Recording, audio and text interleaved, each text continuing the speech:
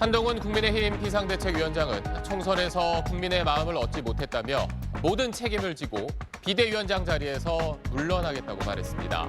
그러면서도 정치를 계속하겠다는 뜻은 내비쳤습니다. 여당 안에서는 대통령실도 책임을 피할 수 없다는 목소리가 터져나왔습니다. 안희재 기자가 취재했습니다.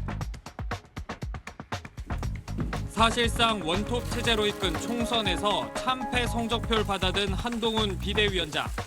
모든 책임을 지겠다며 사퇴를 선언했습니다.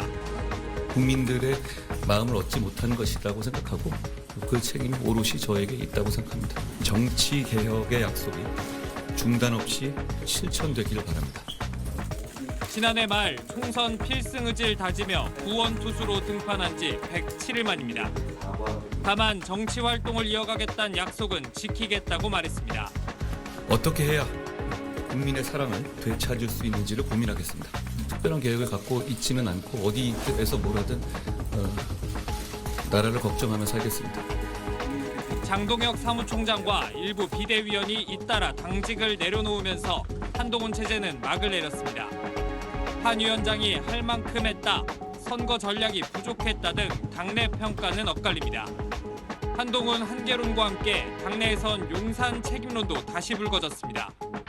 총선 국면 계속된 대통령실 관련 논란과 의료계와의 갈등 장기화가 발목을 잡았던 겁니다. 당정이 환골탈퇴해야 한다, 책임질 사람은 신속히 정리하자 같은 쇄신 요구가 공개적으로 쏟아졌습니다.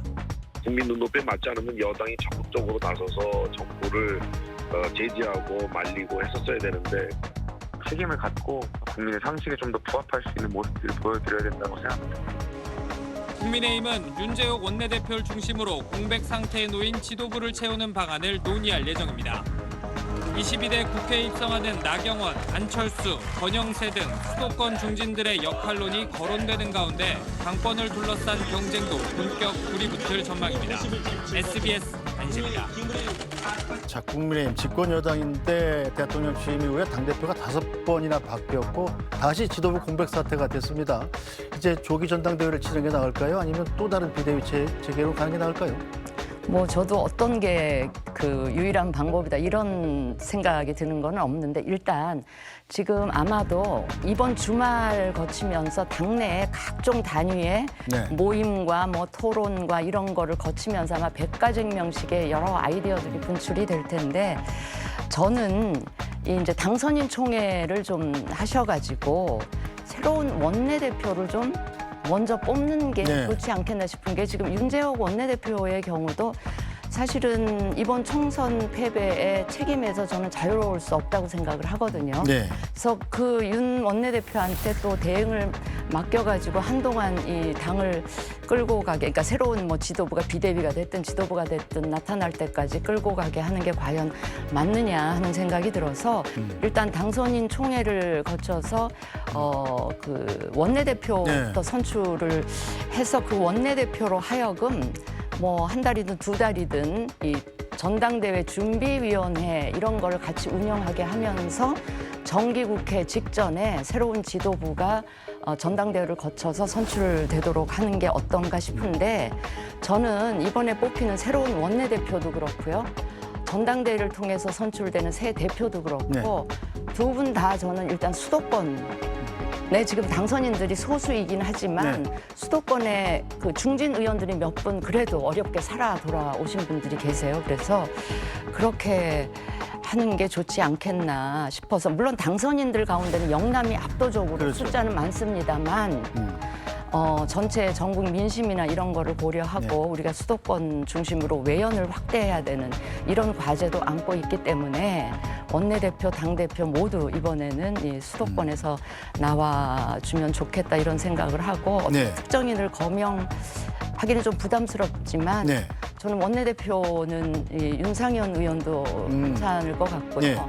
이제 당대표는 이 나경원 의원이 원내대표를 또 한 번 하셨었기 때문에 그래서 나경원 의원이 한번 그 당을 끌고 나가는 것도 좋겠다 하는 생각. 원내대표를 하다가 당대표 선거에 출마할 수는 없나요? 그래도 저는 되고요. 근데 나경원 의원이 전에 원내대표 할 때는 그때는 야당 원내대표였죠.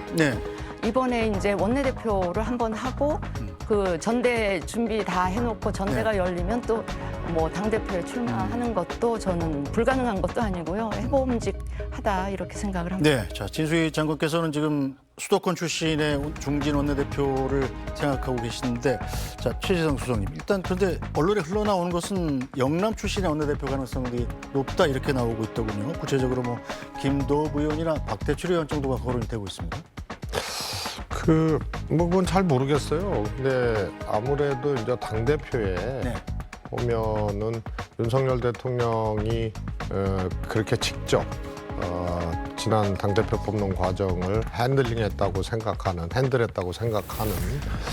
것이 이제 중론인데, 그래서 그때 제압당한 사람이 있거든요. 안철수, 나경원 의원 이런 분들이 또 이번에 다 또 원내 입성에 또 성공을 했어요. 네.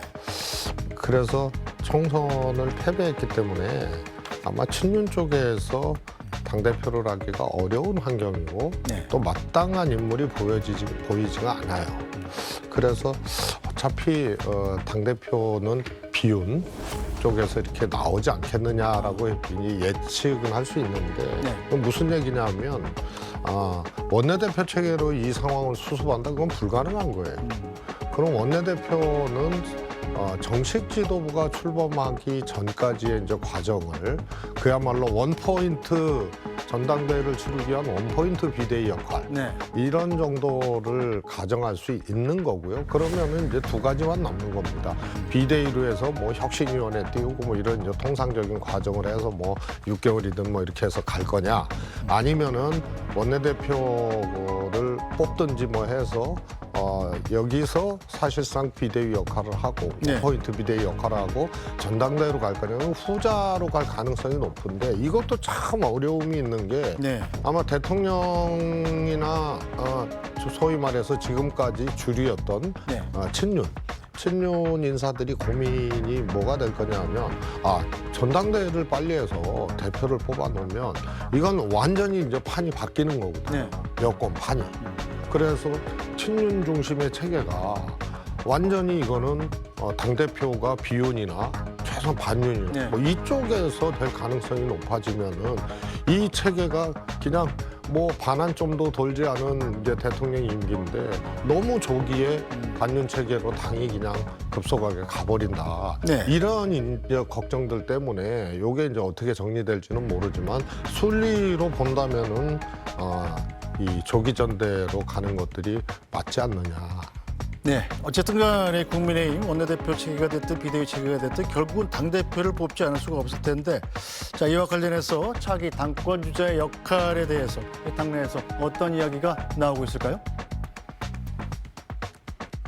지금까지 우리 여당이라고 하는 위치가 대통령실과 너무 발을 맞추었지 입법부로서 행정부를 견제하고 긴장관계로 유지해야 되는 그런 책임에는 조금 소홀했던 것 같습니다. 정부와의 긴장관계를 유지하고 정부의 법정기조를 바꾸게 할 만큼의 강한 드라이브를 걸면서도 또 동시에 여당으로서 가져야 되는 안정성, 그리고 정부와의 협력을 이끌어낼 수 있는 정치력, 이런 것들을 두루 갖춰야 되는 사람이 좀 필요하다고 생각합니다. 지금 거론되는 분들 네.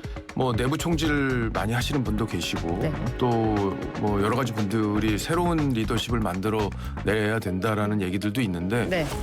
근데 과연 국민들이, 그리고 특히 우리 정당 국민의힘에서 그걸 다 지지하겠습니까? 아니, 대통령하고 신뢰를 갖고 얘기를 해서 대통령을 설득을 하는 과정이 필요한 거지. 네. 그냥 언론에 대고 뭐 이거 잘못된 거 아니냐 네. 뭐 이렇게 얘기한다고 해서 저는 우리 당 지지를 받을 수 있다고 생각도 하지 않고요. 네. 당정 관계를 근본적으로 바꾸지도 못한다고 생각해요. 내부적으로 대통령과 소통하고 그런 과정을 통해서 대통령을 설득하는 게 중요한 거기 때문에 네. 여기선 쓴소리하는 사람이 지금 당대표가 돼야 된다. 이런 식으로 프레임을 갖고 들어가는 게 오히려 저는 함정에 빠질 수 있다. 자, 지수희 전 장관님, 일단 당내에서도 의론이 많습니다. 일단 여당의 쇄신 과제, 역시 수직적 당정 관계를 좀 고쳐야 된다, 이런 지적들이 많은 가운데 이 대통령과 긴장 관계를 유지하시는 인물이 필요하다는 의견이 있고요. 또 쓴소리하는 사람이 당대표가 되어야 한다는 건 이 함정이다, 이렇게 주장하는 분도 있군요. 저는 저 박정훈 당선인이 언론 출신인데 기존에 계속 친윤을 했던 그 현역 의원도 아니고 기자 출신인데 저런 이야기를 하나 조금 저도 가까운 기자였을 때 네. 가깝게 지내긴 했는데 왜 그런가 지금 그 당내 쓴소리 이런 거 못하게 하다가 지금 대통령이 여기까지 오신 거 아닙니까? 그리고 지금도 뭐 친윤이냐 비윤이냐 막 이렇게 얘기를 하는데요. 저는 지금 총선 이전과 이후에 이 여소야대 정국이라는 게 내용이 질이 굉장히 저는 달라졌다고 봅니다. 왜냐하면 그 총선 이후에 그 여당은 대통령께서 총선 이전의 여당 의원들을 생각하시면 안 돼요. 이제는 그러니까 총선 전에는 의원들이 대통령이나 용산의 눈치를 봤다면 앞으로는 대통령께서 이 여당 의원들의 눈치를 봐야 되는 상황으로 저는 바뀌었다라는 거를 냉정한 이 상황을 좀 이해를 하셔야 된다고 보고요. 이제 당내에서 뭐 쓴소리가 나오는 거 이런 거를 고깝게 생각하시면 안 되고요. 조금 서운하고 화가 나더라도 있는 그대로 다 수용을 하고 이게 국민의 목소리다 이렇게 생각을 하시면서 그거를 국정 운영에 반영하시는 쪽으로 정말 바뀌셔야 그게 레임덕도 방지하는 길이 될 수가 있거든요. 그리고 야당의 협조를 이끌어내는 그런 식으로 바뀌었는데 야당에서 계속 대통령한테 비판만 하고 공격을 하지는 못할 것이거든요. 그래서 야당에서 나올 수 있는 비판이나 공격을 여당 의원들한테 먼저 받고 그거를 바꿔냄으로써 오히려 레임덕도 방지하고 야당의 공격을 무디게 하는 그런 지혜라고 생각을 하고 좀 그런 방향으로 갔으면 좋겠다 생각을 합니다. 최재성 수석께서 뭐 오히려 반대편에서 보면 더 객관적으로 볼 수가 있지 않습니까? 여당 대표로 어떤 인물이 와야 될까요? 그 대표가 어떤 분이 오느냐의 문제는 저는 정해졌다고 봐요. 원내대표는 모르겠어요. 의원들이 뽑는 거니까. 그런데 대표 같은 경우에는 당원들이 뽑는 거 아니에요? 그렇죠. 그리고 아마 전당대회 룰을 만질지는 모르겠습니다만 만진다면 과거에 지금 윤 대통령이 지난번 김기현 대표 됐을 때 당에서 억지로 그냥 국민 여론조사나 이쪽 몫을 빼버렸잖아요. 그래서 원상회복을 시킬지는 모르겠습니다만 시키면 더더욱 그렇고. 지금 현재는 당원 투표 100%죠? 그렇습니다. 그래서 참 그것도 이제 뭐 다른 당 문제지만은 참 어처구니 없는 룰 변경을 한 건데요. 아무튼 100% 당원 투표라 하더라도 사실상 이제 지난번 김기현 대표 됐을 때처럼 그렇게 대통령의 생각에 의해서 당대표가 정해지는 거는 이제 불가능한 거 아니에요. 그러면 총선 이후에 일종의 이제 반사적 결과라 그래야 되나요? 이런 걸로 당대표가 정해질 터인데 그럼 나름의 대중성과 이런 것들이 있어야 된단 말이에요. 그런데 비윤이라고 일컬어질 수 있는 분들 빼고는 그런 게 잘 안 보여요. 그래서 이제 흐름도 그렇고 환경도 그렇고 개인의 어떤 뭐 대중성이라든가 뭐 이런 이제 이 하나의 이제 평가된 리더십이라든가 이런 측면에서도 친윤이라고 할 수 있는 분 중에 당대표가 나오기는 어려운 환경이다. 그러니까 뭐 누구일지는 모르겠으나 그러니까 당장 떠오르는 게 나경원, 안철수 이분들의 당권 도전을 하게 되면 누가 봐도 가장 유력하게 보여지는 것이죠. 네, 그렇죠. 자, 정화성 논술위원, 지금 현재 거론되고 있는 당권 주자들은 어떤 인물들이 있습니까? 나경원, 안철수 의원 포함해서. 중진 의원들 살펴보면 뭐 나경원, 안철수 의원, 지금 그림이 나오네요. 김태호 의원 지금 4선으로 김두관 의원 이기고 돌아왔죠. 권영세 의원, 주호영, 권성동, 유승민 의원.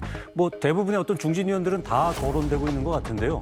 저 중에 뭐 아까 그 최수정님이 제압당했다라는 표현을 쓰셨는데 저기서 뭐 나경원, 안철수, 유승민 이런 분들은 한번 제압을 당하셨던 분들이죠. 영실로부터. 그래서 과연 그러니까 이 지금 현재 위기의식이 얼마나 되느냐 그리고 이 부분에 대한 해법을 아까도 보니까 뭐 최영두 의원하고 조배석 당선자 뭐 한 분은 영남권 의원이고 한 분은 뭐 호남에 이제 그 고향이 있는 비례 당선자인데 한 분은 질서 있는 수습 원내대표를 중심으로 질서 있는 수습을 한 후에 전당대회로 가자. 그다음에 조배석 의원은 뭐 조기 전당대회를 통해서 전면 쇄신으로 가자. 뭐 이런 얘기 하지 않습니까? 지금 그 뒤에 김재섭 당선자하고 박정원 당선자 아까 얘기한 것도 보면 험지와 양지의 차이가 보여요. 예, 이 얘기는 결국은 지금 뭐 윤지호 원내대표 당선자 뭐 만나고 하지만 다 어떻게 보면은 양지에서 돌아오신 분들이 많다는 얘기죠. 네. 그 상황에서 얼마만큼 피부의 그 위기의식을 갖고 있냐. 이런 부분들이 결국은 이제 앞으로의 국민의힘 행보에서 드러날 거고요. 네. 과연 글쎄요. 이 지금 현재 당원 투표를 하면 뭐 국민의힘 같은 경우 당원 비율이 영남권이 압도적으로 많지 않습니까? 그렇죠. 네. 예. 그런 상황에서 어떤 선택을 할지 어느 정도의 체감되는 위기 의식이 그 이후의 행보에서 드러날지 이 부분은 지켜봐야 될 것 같습니다. 민심은 국민의힘에 매서운 회초리를 들었습니다. 국민의힘이 얻은 지역구 의석은 90석, 여기에 국민의힘의 비례대표 18석을 합해도 여당 의석은 108석에 불과합니다. 서울과 경기, 인천 등 수도권 122개 지역구 가운데 불과 19곳 당선에 그쳤고 중원, 충청에서도 열세였습니다. 영남과 강원에 치우친 지지 기반을 넓히는 데에도 실패했습니다. 가까스로 개헌 저지선을 확보했지만 단독으로 법안을 처리할 수도 없어 전국 주도권을 또 야당에 내주게 됐습니다. 코로나19 팬데믹 속 기록적 참패로 기록된 4년 전 총선 103석보다 5석 늘긴 했지만 당시는 여당이 아닌 야당으로 치른 선거란 점에서 이번 참패가 더 뼈아프단 자성의 목소리가 나옵니다. 민심은 언제나 옳습니다. 국민의 선택을 받기에 부족했던 우리 당을 대표해서 국민들께 사과드립니다. 우리 국민들께서 정권에 대한 견제와 심판이 더 시급한 것으로 보지 않았나. 국민의힘은 2021년 재보궐선거부터 2022년 대선, 지방선거에서 연거푸 승리했지만 총선에선 2016년 이후 3차례 연속 민주당의 1당 자리를 내줬습니다. 대통령을 배출한 집권여당이 5년 임기 내내 여소야대 정국에 처하는 것도 87년 개헌 이후 처음 있는 일입니다. 지난해 10월 서울 강서구청장 재보궐선거 참패 뒤 임요한적 신이와 한동훈 비대위를 잇따라 출범시키며 총선 승리를 위해 달려온 국민의힘. 야권의 정권 심판론에 막혀 4년 만에 다시 기록적인 대패를 당해 위기에 봉착했습니다. SBS 이성훈입니다.